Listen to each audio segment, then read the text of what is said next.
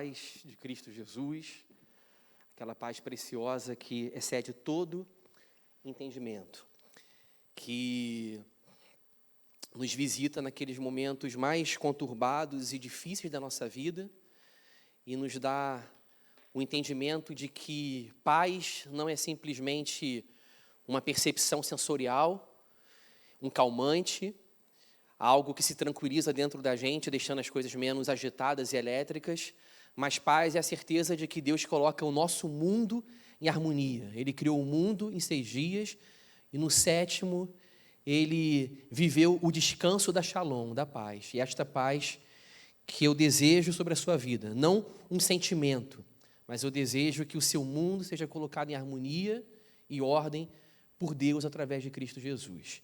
Eu peço que você abra a Bíblia nesse momento, em Mateus capítulo 13.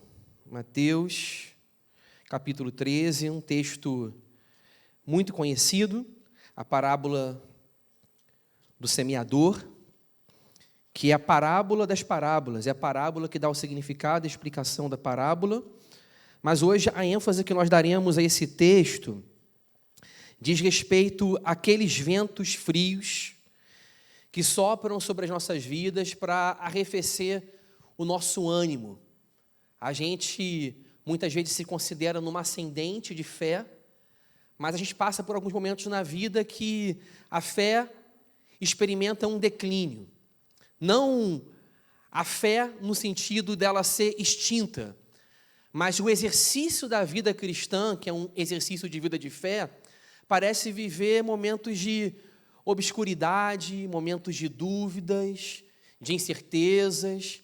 A alegria parece já não ser tão retumbante. A esperança, ela parece que não é tão invencível. Somos assombrados por medos e sentimentos sombrios, muitas vezes, acometem o nosso coração. Mas Jesus nunca disse que a nossa experiência de fé seria uma experiência blindada às oscilações, aos altos e baixos. Pelo contrário, a experiência da fé é uma experiência onde nós podemos viver dias de tristeza, onde a gente se sente na Babilônia, onde a gente fala, como eu vou cantar os louvores de Deus nessa terra, e nós podemos viver um outro dia que a gente diz e declara, obrigado, Senhor, porque o Senhor restaurou a sorte de Sião. Então, nós iremos falar sobre esse 4º vento. É uma série que nós estamos tratando dos ventos que arrefecem, e hoje é o 4º vento que arrefece a nossa fé, que assalta a nossa fé, a nossa vida cristã. E com base na parábola do semeador, nós vamos tratar esse assunto, mais especificamente a semente que cai em solo que tem espinhos, tá bom? Vamos então ler o versículo 18, no capítulo 13. Fala assim: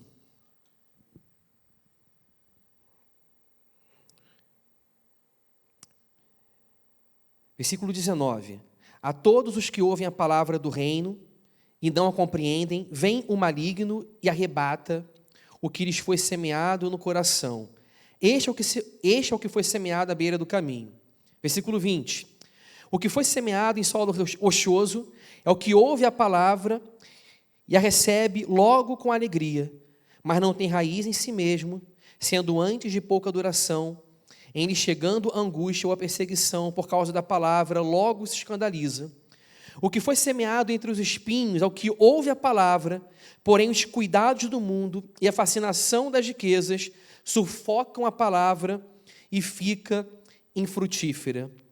Mas o que foi semeado em boa terra é o que ouve a palavra e a compreende. Este frutifica e produz a 100, a 60 e a 30 por 1. Vamos voltar ao versículo 22. Vamos ler de novo. O que foi semeado entre os espinhos é o que ouve a palavra, porém os cuidados do mundo e a fascinação das riquezas sufocam a palavra e fica infrutífera. Esse será o texto que vai dar base à nossa mensagem. Vamos orar? Vamos pedir a Deus para que Ele fale conosco. Essa é a nossa expectativa nessa hora, que o Senhor nos visite dos altos céus e fale conosco. Nosso Deus, nosso Pai, nós pedimos a luz do Teu Espírito Santo para a nossa mente, o fogo do Teu Espírito para o nosso coração. Te pedimos, Senhor Deus, que Tu abras o nosso entendimento nessa hora e que Tu nos concedas, Senhor Deus, a direção, a instrução, a luz do Teu Espírito Santo, para que esta palavra, Deus, possa ser frutífera no meu coração e no coração dos meus irmãos. É a minha oração que eu faço em nome de Jesus. Amém. A parábola do semeador, melhor dizendo, é, na verdade, uma parábola sobre solos.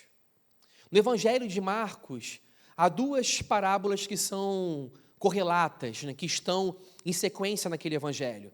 Uma parábola fala propriamente dito da semente, do poder da semente, que é a parábola que Jesus fala sobre uma semente que é plantada em um solo. O agricultor, ele pode esquecer da semente no solo, que a semente, por conta própria, ela desenvolve o seu trabalho de maneira autônoma. Existe um poder de operação e de atuação que está contido na semente, porque, como o próprio nome diz, semente, ela seminalmente, ela contém a vida.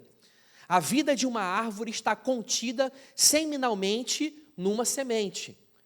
No caroço de uma manga está contido seminalmente toda uma mangueira. A vida está contida. Então Jesus, ele diz que o agricultor, ele pode plantar a semente no solo e ele pode voltar para os seus afazeres domésticos, ele pode prosseguir a sua vida porque a semente, ela atua por conta própria. E esta semente que atua poderosamente, ela é a palavra de Deus. Essa é uma parábola que Jesus conta no Evangelho de Marcos. E outra parábola que também está no Evangelho de Marcos, e hoje nós expomos no Evangelho de Mateus, é a parábola conhecida como a parábola do semeador, que tira o foco propriamente dito da semente e coloca o foco sobre o solo. E fala sobre 3 tipos de solo. Fala da semente que cai à beira do caminho. Então, aquele tipo de solo é um solo que não reage à palavra de Deus, que não absorve a palavra de Deus, porque, na verdade, é uma estrada, é um caminho. Não é um solo propriamente dito, com seus nutrientes. E então, essa primeira imagem, esse primeiro cenário, aparece a palavra de Deus marginalizada pelo solo. A palavra de Deus está à beira do caminho e vem as aves do céu, roubam a semente, e as aves do céu que roubam a semente, elas representam simbolicamente o diabo que vem e assalta e tira a semente. O segundo solo sobre o qual esta parábola fala é o solo sem profundidade, é um solo rochoso. A semente é lançada, mas como não há profundidade para que a semente se estique e lance as suas raízes para baixo, procurando água, procurando nutrientes, a semente até frutifica rápido. E frutifica rápido por conta da própria falta de profundidade do solo. Não existe profundidade para esticar e lançar raízes, ela vai frutificar rápido, mas de uma forma tão superficial e quase que externa e sem profundidade, que o solo incide sobre aquela semente e ela seca. E Jesus aponta então esse solo como aqueles que recebem a palavra de Deus de ímpeto e com alegria, mas de maneira superficial, sem profundidade. A semente, ela até se transforma num pequeno broto, mas não floresce, não desponta, porque não existe profundidade. Existe um outro solo, que é o solo que nós vamos tratar hoje aqui, que é o solo onde, no subterrâneo, existem espinhos. Há brotos de espinhos, há ervas daninhas, há abrolhos, que quando a semente cai naquele solo, os espinhos reagem à semeadura, se esticando e asfixiando, e tirando a vida e sufocando a vida daquela semente. Esse é ao terceiro tipo de solo. E aí, então, eu pergunto para vocês, o que isso tem a ver com a gente? O que isso tem a ver com arrefecimento espiritual, com esfriamento espiritual? Esse tipo de solo, que fala o versículo 22, o que foi semeado entre os espinhos é o que ouve a palavra, porém os cuidados do mundo e a fascinação das riquezas sufocam a palavra e fica infrutífera. Esse tipo de solo, ele é interpretado pelo próprio Jesus Cristo, o nosso Senhor, como um solo que representa a experiência da preocupação do mundo e do fascínio das riquezas.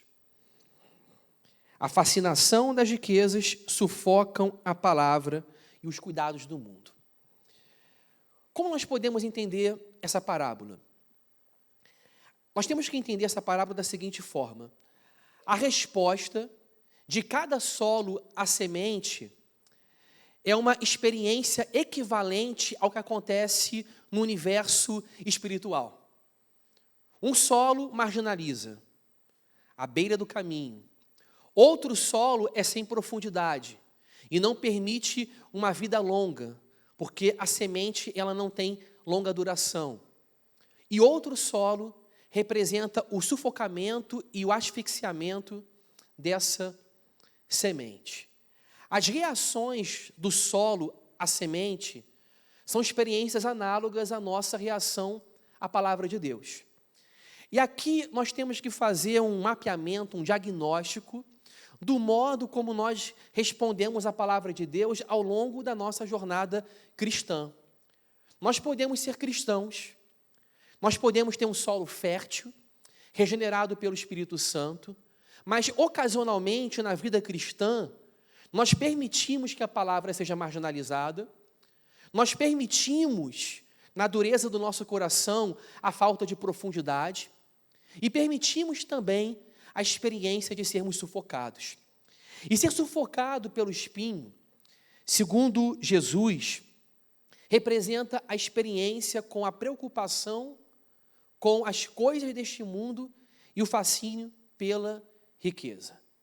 Aí você pode me responder, eu sou rico e eu não me preocupo com riqueza. Eu já tenho o suficiente para viver e vivo num estado de tranquilidade e marasmo. Esse pode ser um perigo. Quando a riqueza produz um estado de marasmo e tranquilidade, onde a sua fonte de tranquilidade e paz tornam-se atreladas à riqueza. Mas você também pode dizer o seguinte, eu sou pobre. Eu sou pobre e a riqueza é uma realidade muito distante na minha vida. Mas esse texto, ele diz respeito tanto a pobres quanto a ricos. Porque esse texto, em primeira mão, ele fala de uma realidade espiritual, de resposta do nosso coração à palavra de Deus. E se esta é uma resposta do nosso coração à palavra de Deus, nós não estamos imunes a nenhum tipo de reação que esse texto, ele aponta como cenário da realidade da vida, inclusive da própria vida cristã. Se nós somos pobres, nós podemos, de maneira fantasiosa, pensar o seguinte: no dia que eu tiver dinheiro, as coisas irão se resolver. Eu terei mais tranquilidade e mais estabilidade e esses meus problemas vão acabar. Mas se a pessoa também é rica, ela pode cair na ilusão de acreditar que ela precisa ter mais, prosperar mais para estar mais satisfeita. Nos dois cenários, nós estamos atrelando a nossa identidade e o nosso próprio conforto espiritual à riqueza. Nós estamos lidando com questões como conforto, tranquilidade, saciedade e paz, e nós estamos colocando no horizonte da nossa vida a presença da riqueza como o meio através do qual haverá de se realizar a tranquilidade e a paz. Uns querem a riqueza para serem mais plenos e satisfeitos, e outros querem a riqueza para a supressão dos seus problemas. O problema é que existe aqui uma realocação do nosso coração, um deslocamento do nosso coração de Deus para a riqueza. E todo deslocamento do nosso coração de Deus para qualquer outra coisa que promete nos dar aquilo que Deus nos dá, se chama idolatria. E quando nós esperamos paz, sossego e conforto da riqueza, nós estamos esperando da riqueza aquilo que somente Deus promete dar. A minha paz vos dou, não vou lá dou como o mundo a dá. Ou seja, Jesus ensina que existe uma paz paralela, genérica, artificial, que o mundo é capaz de oferecer. Mas eu não dou a paz que o mundo dá. Eu comecei falando hoje sobre paz. E paz tem relação com tranquilidade, com sossego? Sim. Mas mais que isso, paz tem relação com a nossa reconciliação com Deus e a percepção de que o nosso mundo foi colocado em ordem por Deus. E por isso nós temos sossego e paz. Porque Deus, Ele é o protagonista da ordem, Ele é o protagonista da harmonia do nosso mundo. Mas será que nós estamos esperando que um outro ator coloque paz no nosso mundo, coloque harmonia no nosso mundo? Esta tem sido a relação das pessoas com o dinheiro. Conhecidamente, pelo ditado, ou melhor, conhecidamente a gente ouve que o dinheiro pode trazer alegria, que o dinheiro pode trazer felicidade. Será que porventura ele pode trazer felicidade? É claro que ele traz sentimentos de bem-estar, ele pode resolver na camada superficial alguns problemas. Pode, mas ele não lida diretamente com a saciedade do nosso coração e com a nossa necessidade de paz. Eu queria então apontar 3 realidades sobre o dinheiro que eu vejo na palavra de Deus, que mostram como ele se manifesta, o dinheiro, a riqueza, os cuidados deste mundo, como este fenômeno se manifesta, tentando capturar a nossa atenção. Mas para isso eu queria voltar com você algumas páginas na Bíblia, no Evangelho de Mateus ainda, capítulo 6, versículo 19, no Sermão da Montanha, onde Jesus ele fala o seguinte: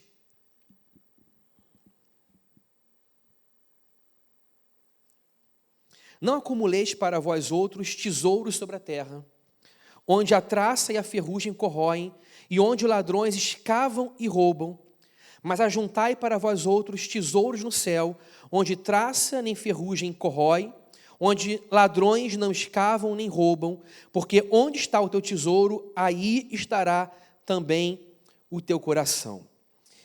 Quando Jesus ele fala de riqueza, Jesus não está falando simplesmente de valores materiais, de cifrões, de dólares, de euros, de patrimônios que inventariados computam somas milionárias e bilionárias.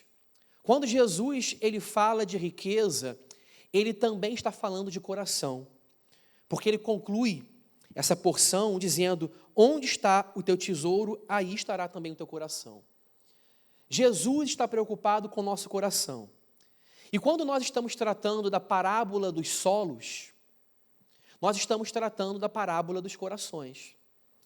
A vida cristã, ela não começa do lado de fora, ela começa do lado de dentro. A vida cristã, ela começa no coração. Ela começa na mente. Ela começa na realidade interior e ela então se visibiliza, ela extrapola e se manifesta no mundo social, através de obras de justiça que procedem da fé, através de justiça social, através de testemunho, de missões, de evangelismo e do próprio testemunho cristão pelo fruto do Espírito Santo. Mas a realidade, ela começa a ser frutificada como uma semente no subterrâneo, no solo do coração. E dentro do solo do nosso coração, a gente pode lidar com falta de profundidade e a gente pode lidar também com a realidade de termos dentro do nosso coração sementes, ou melhor, brotos de espinhos que sufocam a semente. E Jesus diz que as preocupações com o mundo e o fascínio com as riquezas representam esses brotos de semente, ervas e espinhos e abrolhos que sufocam o nosso coração. Jesus ele fala então, para nós não acumularmos tesouros na terra. Por quê? Porque a terra é um ambiente onde os tesouros eles são visitados por traças, por ferrugem. As traças e a ferrugem corroem e os ladrões escavam e roubam. E Jesus fala então, mas ajuntai para vós outros tesouros no céu. Qual é a lógica de Jesus? Que tudo nesse mundo é perecível. Tudo nesse mundo se debilita, enfraquece, perde o brilho, se corrói. Tudo perde o seu valor. O que já foi novo um dia fica velho. O que tinha valores admiráveis se torna depois sucata. E no nosso mundo, além de traça, de ferrugem, de cupim, nós temos outras formas também de desvalorização. É a desvalorização do dólar, ou a desvalorização da bolsa de valores, a baixa de preços, a elevação da inflação que tira o poder de compra de uma pessoa. Vários fatores na economia que podem tirar a estabilidade e o padrão de vida que uma pessoa tinha no passado. E a pessoa, então, hoje não se sentir acompanhando o padrão de vida que ela havia idealizado para ter no passado. E hoje, então, a pessoa pode viver com muito menos do que já viveu um dia. Isso pode trazer adoecimento ao coração, isso pode trazer frustração ao coração, dependendo de onde estiver o nosso coração. Se o nosso coração estiver no fascínio deste mundo, nas preocupações do mundo e nas riquezas, o nosso coração ele vai se debilitar e se enfraquecer juntamente com a perda dos bens, juntamente com a perda da riqueza, com a diminuição do padrão de vida. Mas se o nosso coração estiver em Deus, nós descobrimos que o padrão de vida pode diminuir e o padrão de espiritualidade pode aumentar. Nós aprendemos que o padrão de vida pode diminuir e o contentamento pode subir. O que a lógica do dinheiro ensina e da riqueza ensina é que nós precisamos ter para ser. Nós precisamos ter mais para nos satisfazermos mais. Quanto mais nós tivermos, mais contentamento nós teremos, mais êxito, sucesso, mais tranquilidade e paz, e os problemas estarão sendo colocados sob um rearranjo de harmonia. Mas, ao contrário disso, o que a palavra de Deus diz é que o amor às riquezas e ao dinheiro pode ser a raiz de muitos males. Ao invés de apresentar a riqueza como um antídoto, a Bíblia diz que se a riqueza for objeto do nosso amor e do nosso fascínio, a riqueza pode se tornar, então, uma fonte de grandes problemas. Quantas brigas de família se estabelecem quando vem o inventário? Quantas amizades sólidas e bonitas se deterioraram quando amigos da juventude tornaram-se sócios?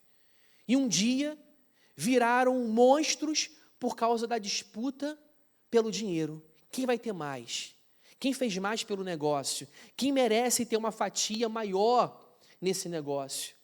O dinheiro, ele pode desvirtuar caráter, ele pode tirar a sensibilidade do nosso coração, ele pode diminuir a nossa empatia e misericórdia pelo pobre e pelo necessitado. Mas nós, muitas vezes, colocamos da seguinte forma: no dia que eu tiver mais, eu serei mais misericordioso, eu serei mais justo, eu ajudarei mais. No entanto, a palavra de Deus apresenta a riqueza como esse lugar que pode exercer um fascínio sobre nós. Então vejam comigo, o que a riqueza ela pode produzir? Ela pode produzir, em primeiro lugar, a fixação da nossa atenção. Jesus fala das preocupações com o mundo e o fascínio pela riqueza. Fascínio. A riqueza, ela pode gerar fascínio. Tanto a ausência da riqueza na vida de alguém que padece, mas que deseja e que coloca como projeto da sua vida ser rico e ter, como também a presença de quem já tem e deseja mais. O dinheiro pode capturar, a riqueza, melhor dizendo, e isso inclui também o dinheiro. A riqueza, ela pode capturar a atenção, o fascínio de uma pessoa, e essa pessoa pode ficar obscurecida, cega e considerar aquilo o alvo e a razão da sua própria vida. E quando aquilo é considerado a razão da vida de alguém, Deus deixa de ser o objeto do afeto, do fascínio e do encantamento de uma pessoa. E o próprio Jesus, ele diz, ninguém pode servir a dois senhores, porque ou há de aborrecer-se de um e amar ao outro, ou se devotará a um e desprezará ao outro. Não podeis servir a Deus e às riquezas. O cenário que Jesus aponta é que a riqueza, ela exerce um fascínio tão grande sobre alguém, que ela é chamada por Jesus de Deus. Não como um Deus real, mas um Deus que é criado e confeccionado pelo objeto de idolatria de alguém que faz um Deus à sua própria imagem e semelhança. E Jesus diz que se alguém servir a dois senhores, não ficará no meio termo, mas haverá de amar um e odiar o outro, haverá de servir a um e desprezar o outro, mas o meio termo do equilíbrio não existe, porque a riqueza, ela, enquanto Deus, enquanto objeto de amor de alguém, ela pode produzir um fascínio e uma fixação que captura a nossa atenção de maneira completamente absorvente, ou seja, a pessoa fica vidrada naquilo, pensa naquilo, acorda pensando naquilo e coloca aquilo como objeto da sua carreira e razão da sua vida.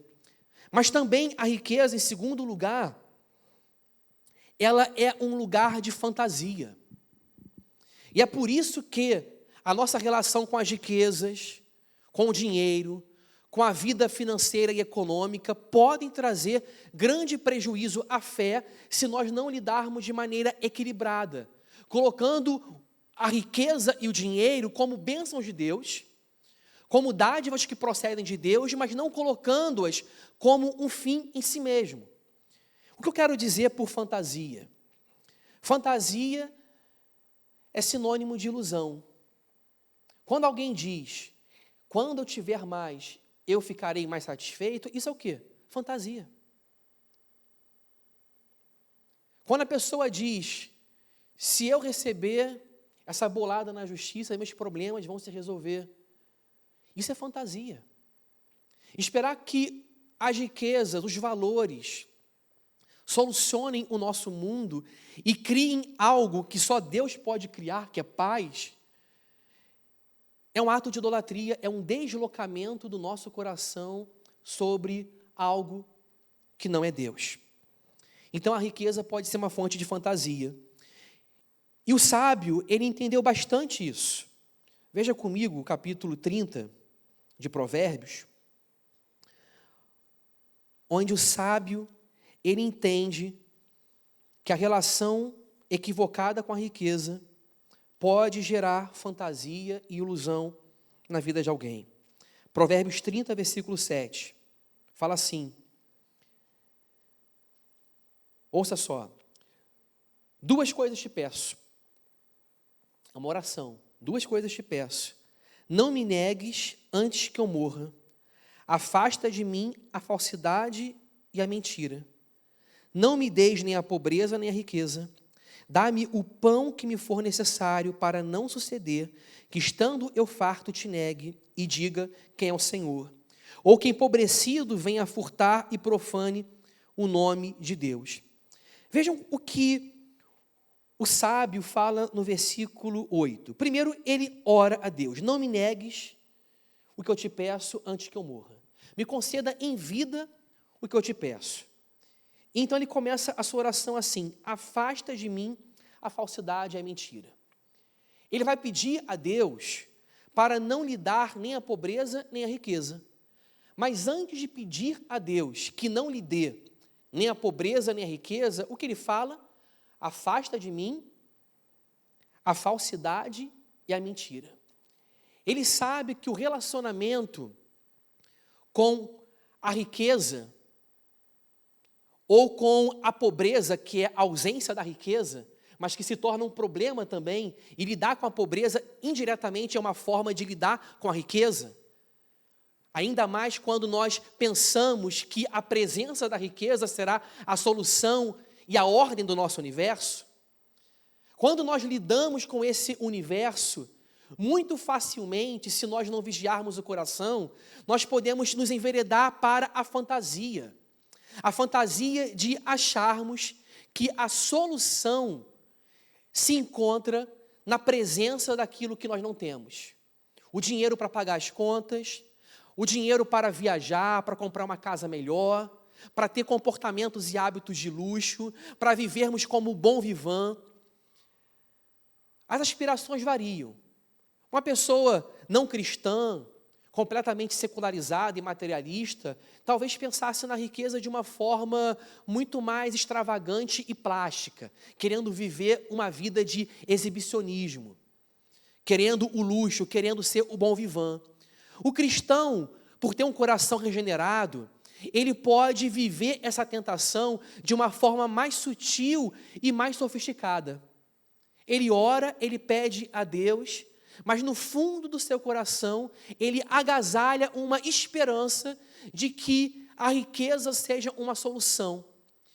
E de maneira muito sutil pode haver um deslocamento, uma trepidação do coração, da confiança em Deus para a confiança em algo que não é Deus e que a Bíblia chama de mamon. Isso tudo, gente, ocorre dentro do coração.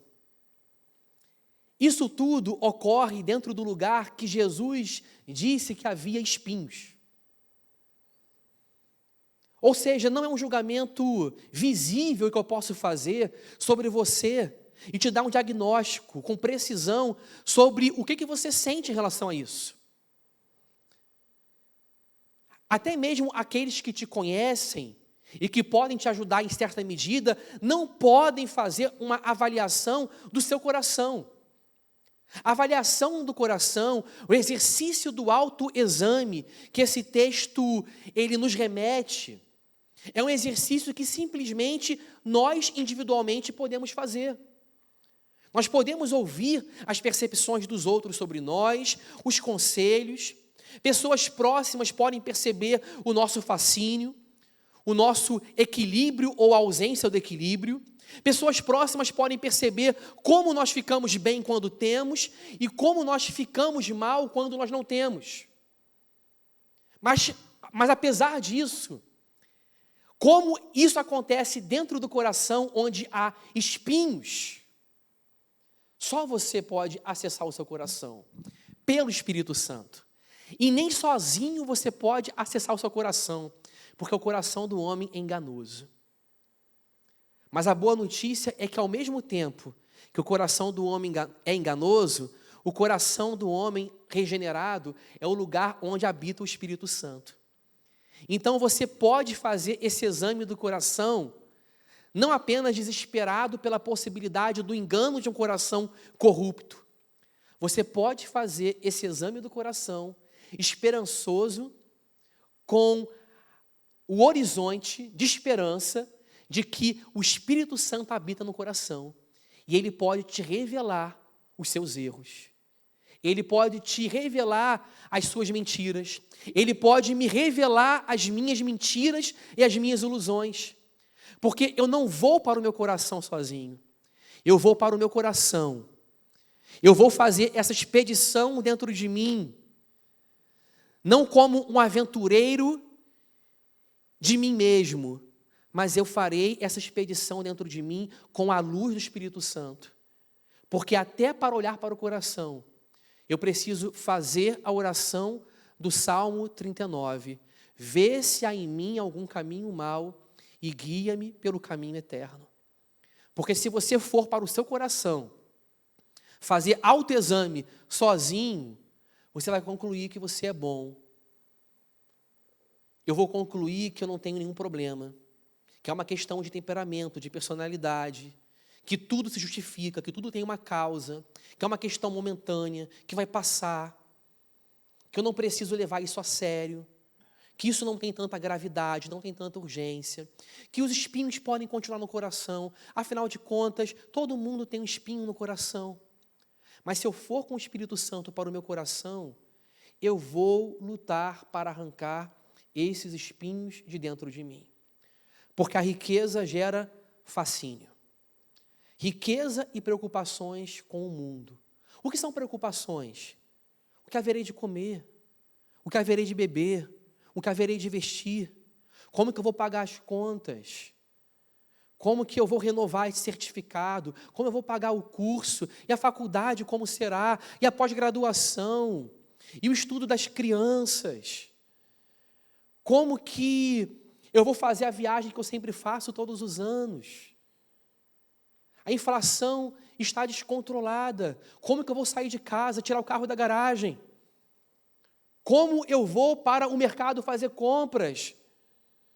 Os preços se elevaram. Como a minha vida, o meu orçamento estará em equilíbrio se eu estou recebendo o mesmo que eu recebia e tudo aumentou de preço? Assim pensam os gentios. O que haverei de comer, beber e vestir? Ansiosos, inquietos, irrequietos com o dia de amanhã. Mas Jesus fala em Mateus capítulo 6, logo após falar sobre juntar tesouros nos céus, e nós não termos dois senhores, para não amarmos um e aborrecermos ao outro, Jesus ele fala da preocupação que nós temos, com que haveremos de comer, beber e vestir. E ele fala que se nós buscarmos o reino de Deus em primeiro lugar e a sua justiça, todas estas coisas serão acrescentadas. Jesus fala sobre um reordenamento de valores, de prioridade e de mundo, onde não está à frente da minha vida uma busca material, uma busca consumista, uma busca por luxo, por riquezas, ou até por questões muito legítimas, mas em primeiro lugar não estão. Jesus fala, busque o reino de Deus e a sua justiça em primeiro lugar, e todas estas coisas, o que você haverá de comer, beber e vestir, todas estas coisas, suas contas, as contas que vêm todo mês, seus compromissos, seu trabalho, sua fonte de renda, tudo isto estará sob os cuidados de Deus. Já está sob os cuidados de Deus. Mas a sua percepção de que estas coisas estão sob o cuidado de Deus e que você tem um Pai do céu que cuida de você, irão aumentar quando você buscar o reino de Deus em primeiro lugar. Porque enquanto nós ficamos na riqueza e o nosso coração é capturado pela riqueza, a gente pensa que o nosso problema se resolve aqui, num lugar de horizonte pequeno e fechado, com espinhos que sufocam o coração.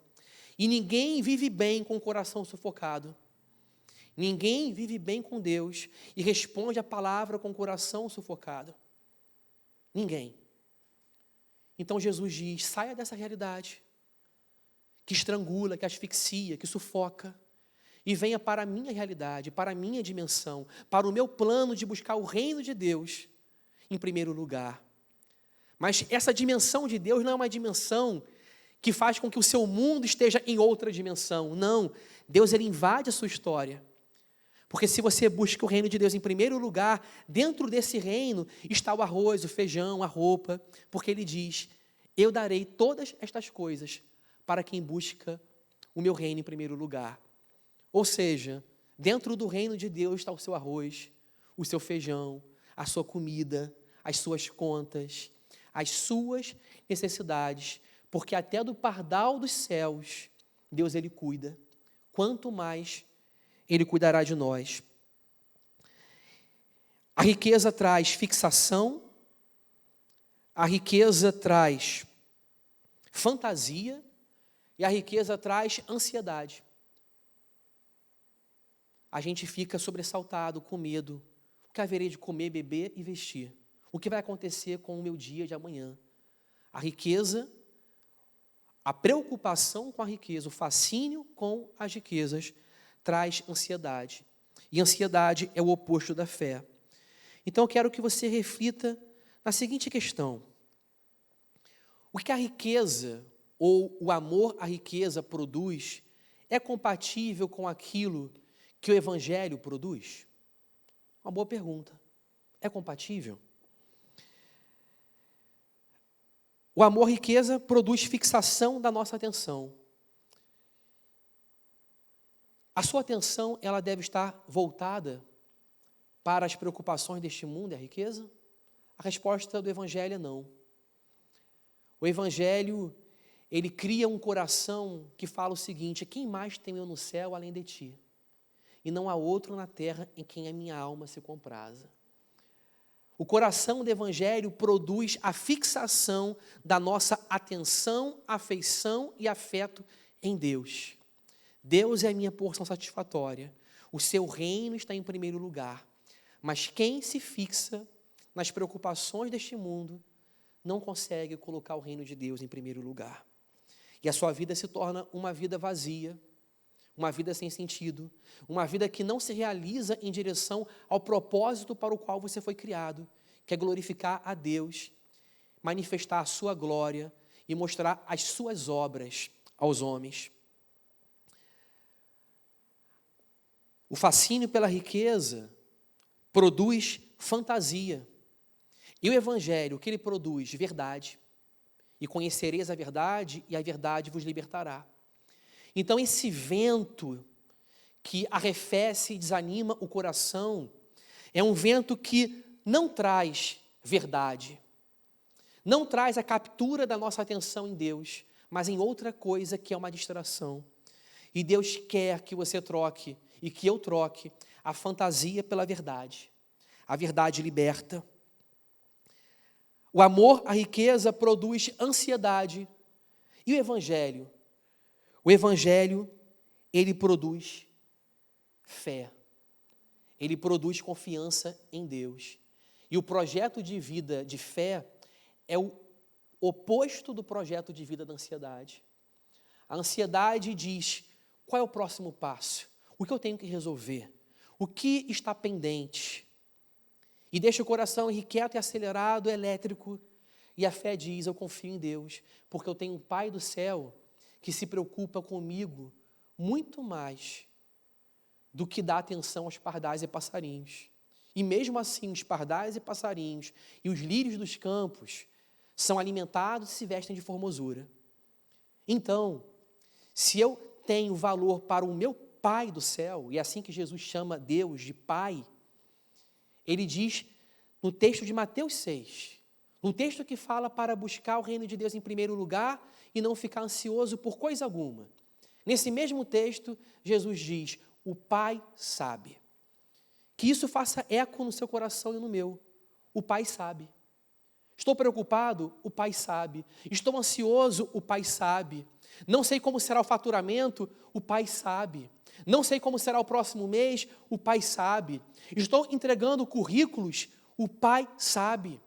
Tudo isso tem a ver com a nossa espiritualidade. Eu termino dizendo o seguinte para você: a sua fé é preciosa. A sua fé, ela é preciosa porque ela é um dom de Deus. É um dom de Deus. E Jesus, ao apresentar a fé, ele cria uma analogia, uma imagem, não de uma pedra, porque uma pedra é estática e não cresce. Tanto a pedra do Corcovado, como uma pedrinha pequena, ou a pedra que Davi matou Golias, uma pedra é estática, sendo pequena ou grande. Mas Jesus apresenta a fé como uma semente, como um grão de mostarda. Então, um grão é pequeno, mas um grão cresce. Uma semente cresce. E a sua fé é uma semente. A sua fé é um dom de Deus. E Deus deseja que o solo do seu coração seja responsivo a essa fé que começa como uma pequena semente. Mas uma semente, seminalmente, contém uma árvore, contém os frutos, contém o florescimento, contém a vida. A fé que Deus dá é o modo pelo qual a gente vence o mundo e o maligno. João disse: esta é a vitória que vence o mundo, a nossa fé. Como você vai derrotar o mundo o maligno, enfrentar o mundo e as tentações sem fé, com uma fé arrefecida, uma fé que se transformou numa pedra. A sua fé é semente. Então trate do solo do seu coração, para que a sua fé, que é semente, possa frutificar. A sua fé é a certeza de que Deus ele reina no mundo e que Ele rege todas as coisas. É a certeza das coisas invisíveis. Você não é refém da visibilidade, da ditadura do que é visível. Você crê para além daquilo que você vê. E esta realidade de que Deus cuida de você, mesmo quando as coisas não parecem muito boas, é uma realidade que simplesmente a fé pode despertar no seu coração. Então cuide da sua fé. Não há riqueza, não há estabilidade econômica e financeira que possam comprar o que vale a fé. A fé traz esperança no horizonte da nossa vida. A fé faz com que nós creiamos que a bondade de Deus vai triunfar na terra dos homens. Há 3 tipos de coração que respondem de modo equivocado à palavra de Deus. Há 3 alternativas, mas nenhuma delas é opção para nós. E há simplesmente um coração que responde à palavra de Deus, que é o coração fértil. E não há coração fértil com espinhos. Que Deus possa, nesse momento, ajudá-lo, pelo Espírito Santo, a entrar dentro do seu próprio coração, onde ninguém pode acessar, mas Deus pode, e arrancar e tirar esses espinhos que estrangulam, asfixiam e tiram a paz do nosso coração. E que você coloque o seu coração em Deus nessa noite, em nome de Jesus. Amém? Vamos orar? Vamos orar. Vamos ficar de pé. E vamos orar para que a fixação da riqueza se transforme ou seja substituída pela atenção e fixação em Deus. Que a fantasia se transforme em realidade, em verdade. Porque somente Jesus, a verdade, liberta. E que a ansiedade, causada pela preocupação, se transforme em fé convicta, resoluta no nosso Deus. Senhor, nosso Deus, nosso Pai, nós oramos, nós falamos contigo nessa hora. E nós te pedimos, Senhor, visita o nosso coração. Visita o nosso coração. O nosso coração, no seu estado de nascimento, ele é desesperadamente corrupto e enganoso. E o profeta Jeremias, sobre este coração corrupto e enganoso, ele pergunta: quem o conhecerá? E a resposta para essa pergunta, Senhor Deus, nós podemos conhecê-lo pelo Espírito Santo de Deus. Pelo Espírito Santo de Deus nós podemos orar: vê se há em mim algum caminho mau e guia-me pelo caminho eterno. Senhor, tira do nosso coração espinhos e abrolhos que sufocam, que estrangulam, que tiram fôlego à vida, que tornam o horizonte dos frutos muito pouco promissor. Tira do nosso coração aquilo que rouba a paz e a vida, que traz fantasia e ilusão. Senhor, nós te pedimos, não a pobreza, para ficarmos demasiadamente preocupados e, como diz o sábio, furtarmos e perguntarmos para Deus onde o Senhor está e nos queixarmos de Deus. Senhor, mas também não te pedimos também a riqueza para chegarmos ao ponto de nos acharmos tão fartos e satisfeitos ao ponto de perguntarmos para Deus o que o Senhor tem a ver com a nossa vida. Onde nós chegamos foi por conta do nosso próprio braço. Senhor, nos afasta dessas 2 realidades, porque as 2 realidades são fantasia. Senhor, liberta-nos da fantasia e nos traga para o teu mundo, porque o teu mundo é o mundo da realidade, da lucidez, do equilíbrio, do domínio próprio, da moderação, da paz que excede todo entendimento. O teu mundo é o mundo da alegria, do amor, da alegria e da paz do Espírito Santo. Senhor, Faça-nos buscarmos o Teu reino em primeiro lugar e buscarmos a Tua justiça, porque todas as coisas que nos trazem tanta intranquilidade, hoje, serão supridas por Ti, quando buscarmos o Teu reino em primeiro lugar. Arruma o nosso mundo. Não permita que nós consideremos o sucesso material, a estabilidade da riqueza, mais importante que a maturidade da fé. Porque o nosso padrão de vida pode cair e o nosso padrão espiritual pode aumentar. E nós podemos, Senhor Deus, dizer: aprendi a viver contente em toda e qualquer circunstância. Dá-nos contentamento, dá-nos satisfação em Ti, para dizermos: tudo posso naquele que me fortalece. Conduza a nossa vida, leva-nos, Senhor, à renovação espiritual, leva-nos ao arrependimento, leva-nos, Senhor Deus, ao encontro contigo, ao que nós Te pedimos nesta noite, em nome de Jesus. Amém.